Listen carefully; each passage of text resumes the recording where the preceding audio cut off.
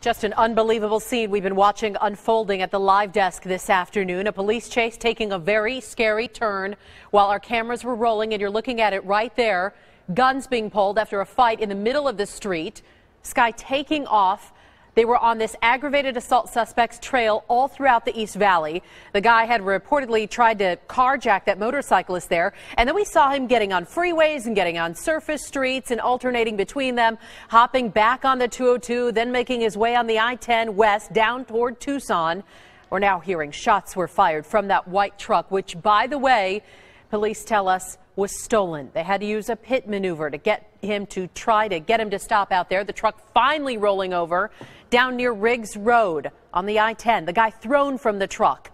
We are hearing at this point he is alive. That's from our crews out in the field. In fact, let's get to some of our crews. Navita Forgani has been heading down south on the I-10 toward Tucson to try to get an update for us on this. Navita, are you there? And where did this start specifically is the information that we want to get from her. We know that in Marana there was some sort of aggravated assault that was reported. A truck was stolen. Police finally say that they tracked down their man finally in Mesa, and that's when this whole chase started. And you're looking at some pictures that were coming in earlier today as he made his way on and off surface streets and getting back on the freeway, dodging in and out of traffic.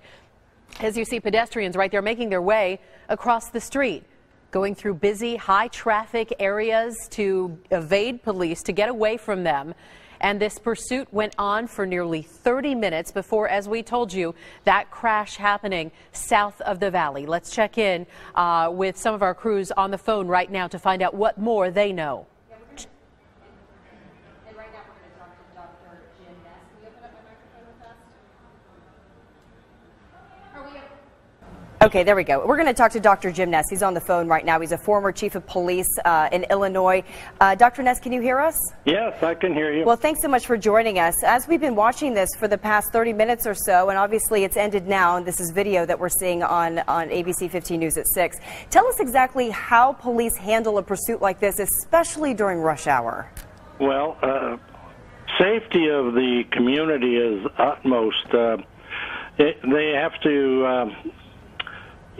think about what's going to go on. I mean, is it worth chasing somebody? I mean, this guy apparently had some felony aggravated assault charge is why they were initially after him. So, but with the helicopter, when you can track somebody through the air, the police sometimes have a tendency to back off, and I mean, this calms the driver and into hopefully making a mistake or something or other of that particular nature. But again, departments have to follow policy, and if you're you just can't go out and chase somebody because they've committed this particular crime. You have to fall within policy and think about the safety of everybody else. Apparently, they did use the PIT maneuver on this individual, did they not?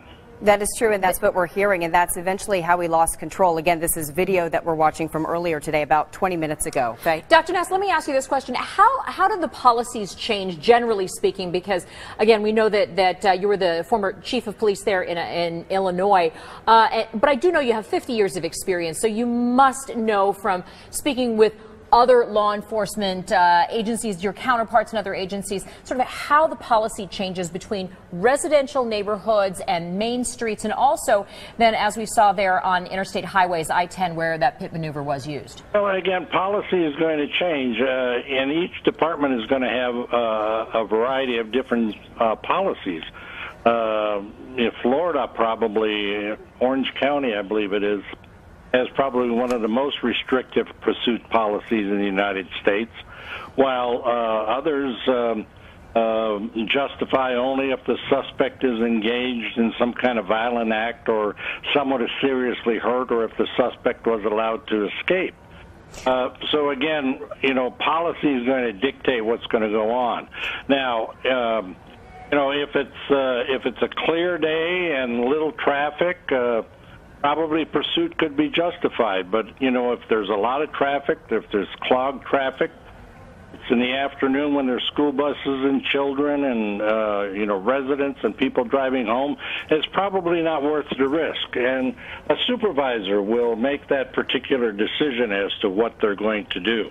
When you have a situation like we saw earlier today, and I don't know if you got a chance to see the video where the guy gets out of the truck, he gets into an altercation, a fist fight actually, with the guy on the motorcycle, tried to carjack that motorcycle. When you look at situations like that and how a particular suspect is driving erratically, does that change the way you decide how to attack this particular pursuit? Well, yes, it would. As you saw in the video, when I was watching it live, the officers got out of their vehicle. They had their guns drawn. They were ready to engage the suspect at that particular time.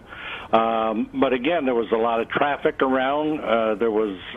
And you have to think about the safety of all the other people around, not just what's going on at that particular time. Dr. Ness, is there a red line, essentially, where if this person does this, we absolutely have to throw every resource we possibly have at stopping him? I don't think there's a red line or we have to do this. Departments are bound by policy, and if you're within policy and follow policy, this is what you have to go by. And if we had a red line, or if we just had the ability to chase somebody at will, I don't think that would be good for the community. Sure, and I think the community would agree with you. Dr. Jim Ness, you've had 50 years of law enforcement experience. We appreciate you on the phone with us today. Thank you so much for your insight.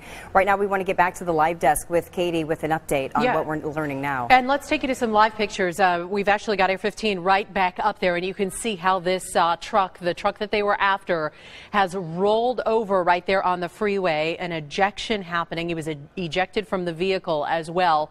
We understand at this point they are telling us this guy is still alive. We'll get an update as soon as we can on his condition. Of course, a 4-mile backup going on beyond this scene. If you come back out here to me live, I want to show you where this is happening at, so you can see just how far along the I-10 headed down south near Riggs Road. But we've got a 4-mile backup behind it there. And I want to show you another picture just coming in from Trevor Smith, our photographer out there on the scene. You can see just the line of traffic out there. So if you are headed south, this is probably not the time to do it. You want to postpone your travel down south of the valley. Let's check in with ABC 15's Navita Forghani. She joins us with more details.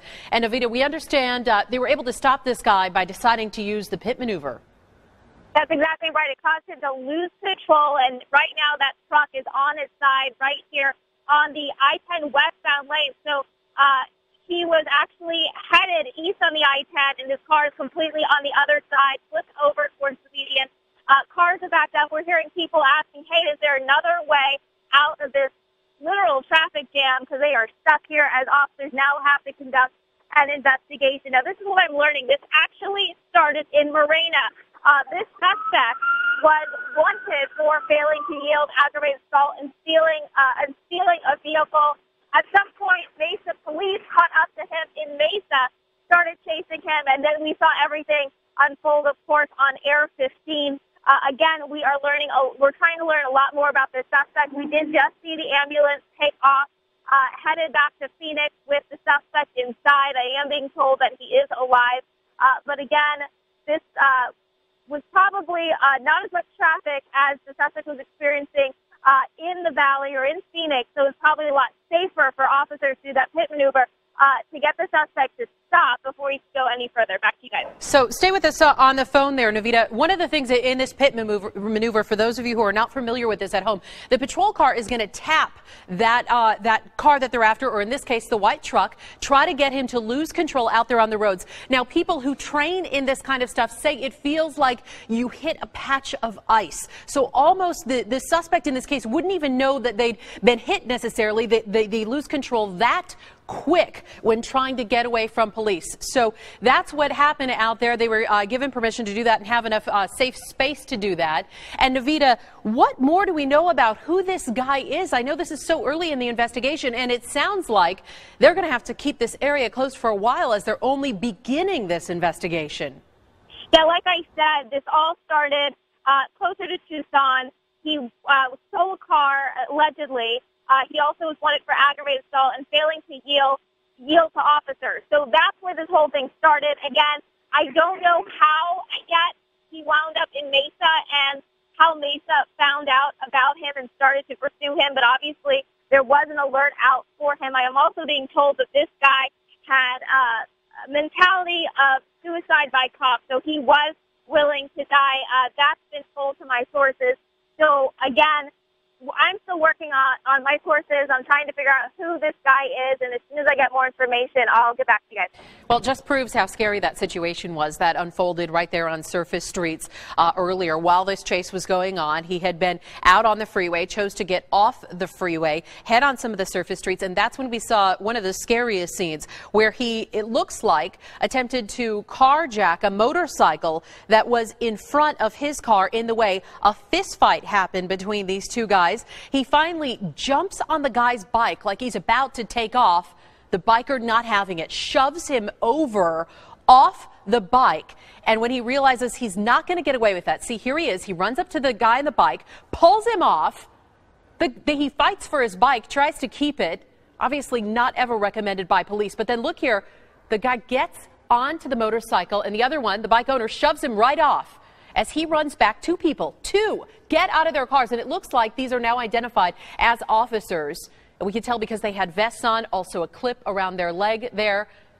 And they could have taken their shot, but there are so many people to consider, innocent bystanders out there on the street that they have to protect, that they just were not able to take their shot there. And the guy takes off again. He gets back onto the freeway, heads south on the 101, even gets off in the Chandler areas, driving on the curb, not caring about any lives out there, then gets back on the freeway heading south on the I-10. And that's finally, ladies, where he was ejected. We'll continue to follow even more on this. All right, we're going to take a break right now. We do have crews that are on the scene where that motorcycle fight happened, so we're going to get to them as well as get you some more information as police continue to answer our questions on a police pursuit that ended south of the valley. We're back right after this.